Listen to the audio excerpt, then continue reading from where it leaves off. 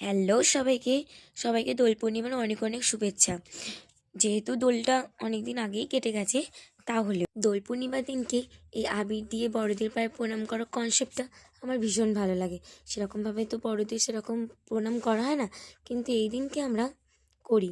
শুধু বড়দের কথাই বা কী বলছি, বাচ্চাদের রং লাগানো, তারপর ভাই বোনের কাছ থেকে নিজের প্রণাম নেওয়া ভীষণ ভালো। প্রণামটা করার জন্যই আমি একটু ওয়েট করেছিলাম, কেন প্রণাম করার পরে না আমাদের ধামাকা শুরু হবে। আমরা আজকের দিনটা ওয়েট করে বসে থাকি, কেন বছরে একবার যদিও বা আসে, কিন্তু তা হলেও তবে দোল পূর্ণিমার দিনকে জানো তো, ছোটোবেলার কিছু কিছু মুহূর্ত মনে পড়ে।